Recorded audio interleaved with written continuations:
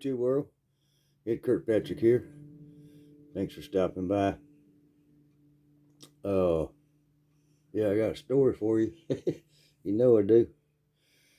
Man, before I get into that, you see this little ball right here? Light too bright or what, but that little ball right there was a big issue today. That's Spud's ball. And we lost it. And Spud lost it. Yep. Mama called me at work, 11 o'clock, said Spud can't find his ball. I said, jeez. So I come home and look for it. And he done put it in one of my boots. Or somehow I got it in one of my boots. But anyway, yeah, we got the ball. Spud's over on his bed sleeping. He may be snoring a little bit. So you may hear him over this and that. Anyhow. Oh gosh, guys, this is this goes back to the 80s for sure. I was working at the woolen mill, and I was, I started out sweeping the floor and ended up being the number 2 man there, but I guess I bragged when I shouldn't have. But anyway, I was still learning a job. I was on the floor trying to learn how to run this machine called a sample maker. It makes little sample pieces of cloth. Anyhow, I was on the midnight to 8 shift. Yep, graveyard shift, some people call it. But I don't know exactly where that name come from. Anyhow, midnight to 8 in the morning. Normal modus operandus was, get off, come home, I eat some breakfast. And I sleep about 6 o'clock, get up, do whatever I need to do and get ready to go to work. So, hey, it's a tough life here. I don't know if any of y'all ever worked that kind of shift, but you just feel like you never get enough sleep. You're always tired. Got something to do with the sun and your biological clock, I think. But anyhow, this is a hunting story, so here we go. I was working there, and I come in one night there just a smiling. No guy that was training me on this machine, his name Kirk Hazel, and funny how things go around. His son is a member of my hunting club. Yeah. Anyhow, Spud is doing some snoring.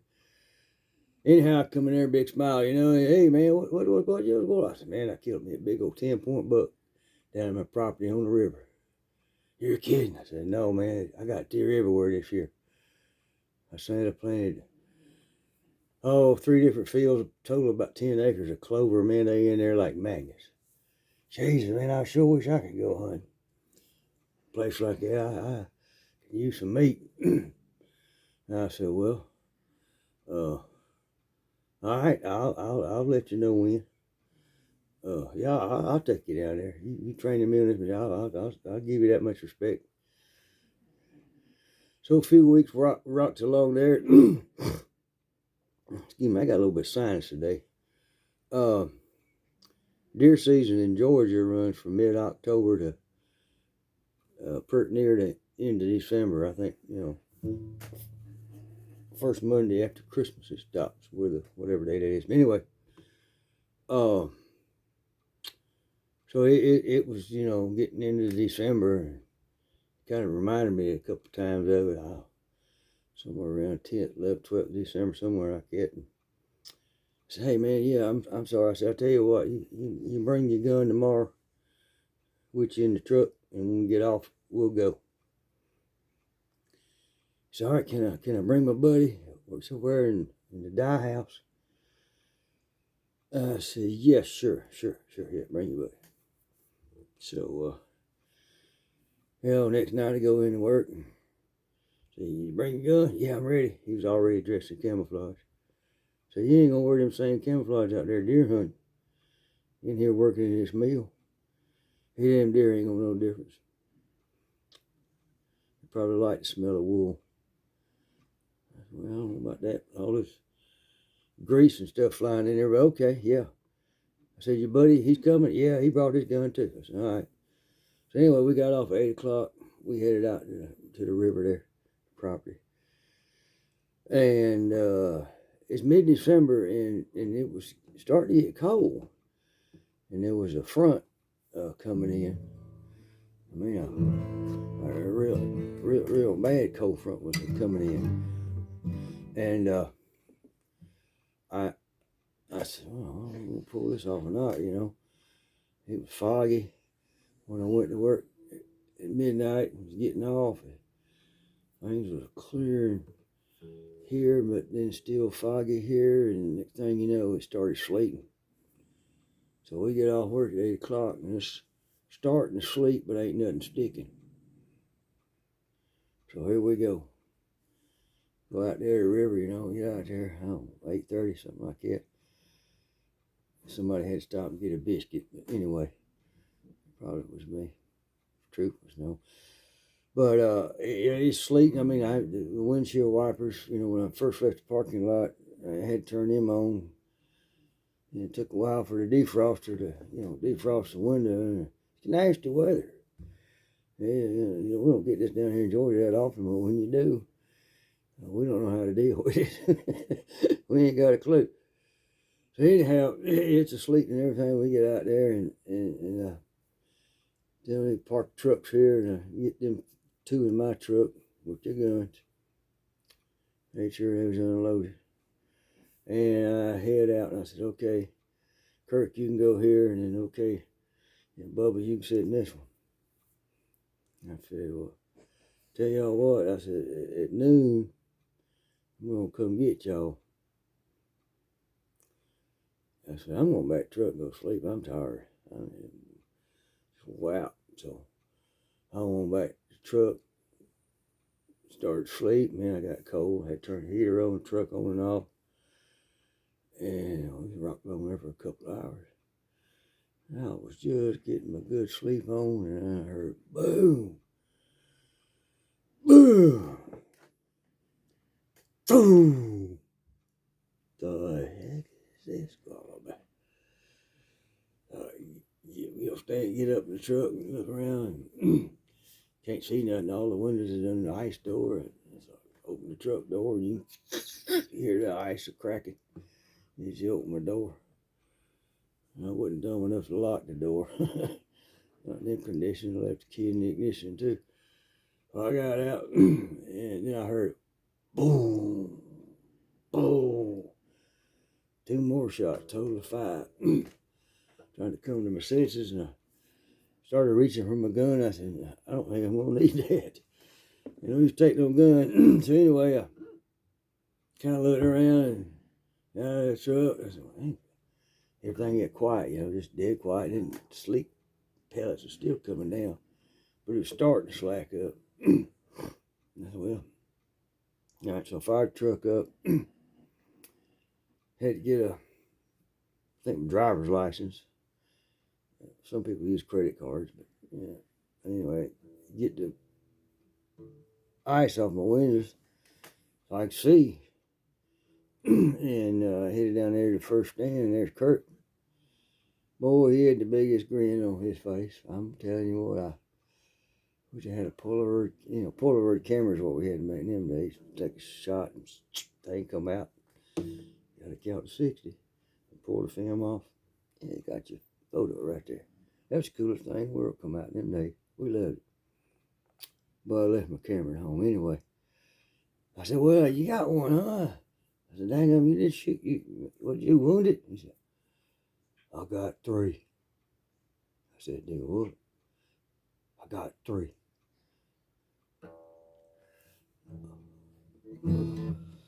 I said, you got 3? Yeah. I said, well, where they at? He said, well, I got one of them dragged up over here by the stand. The other 2 down yonder. I got to go get them. So go there and drag them up. On back truck over here, we'll load them up.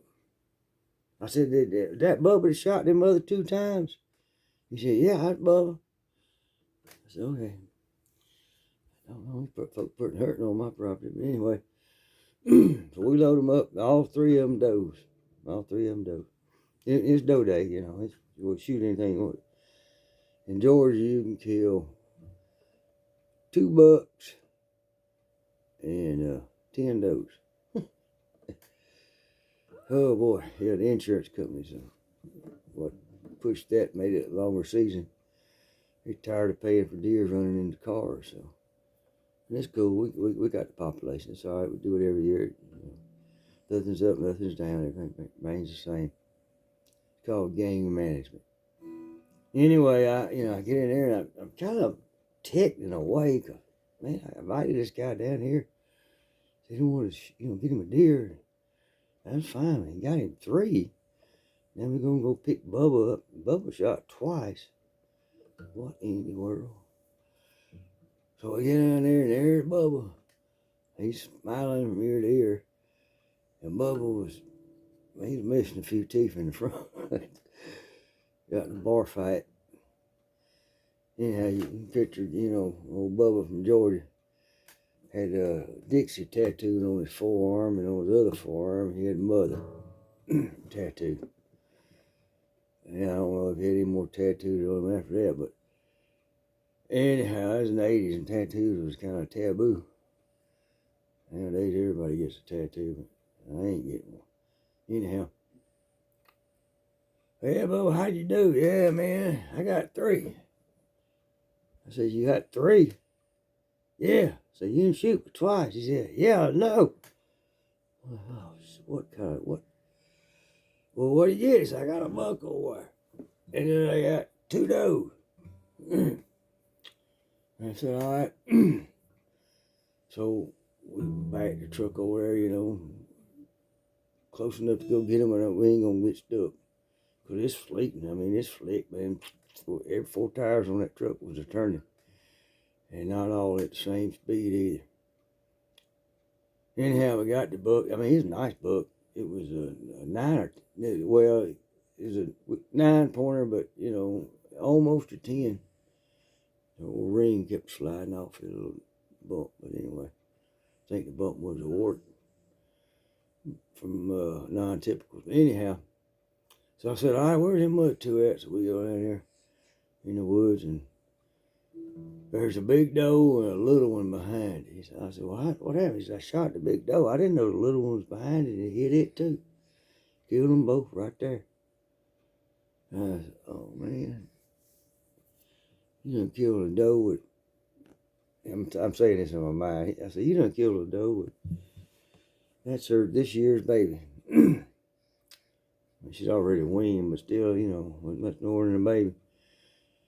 I know, I'm sorry. I just load them up. We can't change that. Things happen. And so we all got up there, and they put their deer in their respective trucks. And Bubba, he left on out. And me and Kirk sitting there for a minute. And I said, Kirk, I said, doggone, man, I thought you was going to come down here and kill your deer piece. I didn't know y'all going to come down here and slaughter the herd. He said, Mr. Ed, that's what folks call me, especially nowadays. He said, Mr. Ed, we didn't really mean to, but, Bubba's he's in a hard time. I said, what do you mean? He said, I just wanted 1 deer, but I got it all arrested for Bubba. And I said, well, why does Bubba need so many deer? He said, he got 7 kids and a wife, and 3 dang mean doggone pit bulls. Didn't mean to say that, but anyway, y'all get my drift. I said, well, man, that's a load. He said, yeah, his first job he ever had at the mill since getting out of prison. He's trying to do right.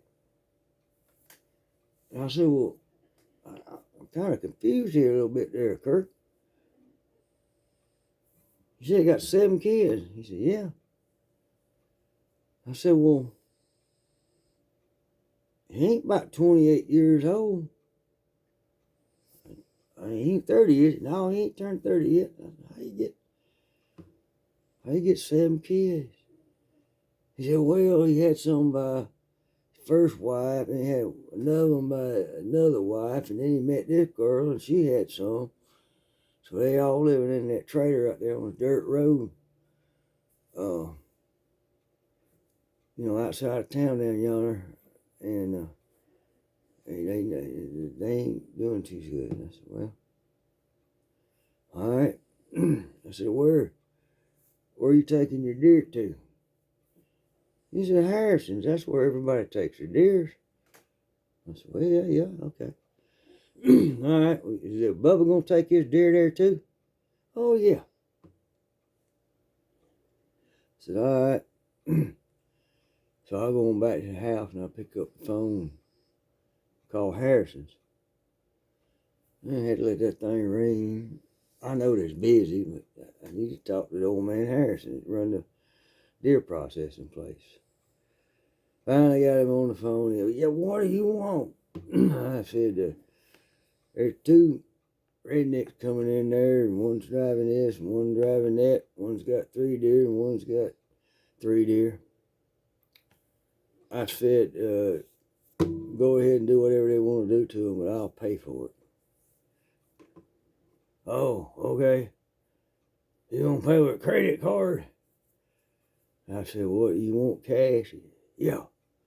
I said, all right. I said, I'll bring you cash down there in the morning before they even pick up. Well, it's gonna take me 2 days or 3 days to process it. And I said, I'll go ahead and pay you, so you ain't gotta worry about it. He said, yeah, come on, do it.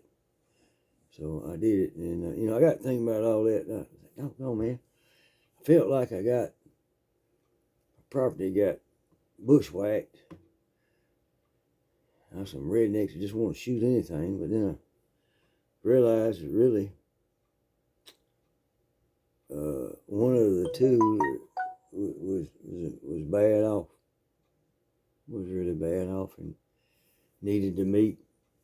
So I guess the Lord will provide, and sometimes you gotta suck it up and go on. There's people out there in worse shape than you are, I guarantee. All right, YouTube world, that's tonight's story. Thanks for stopping by. God bless you. Love y'all. Adios.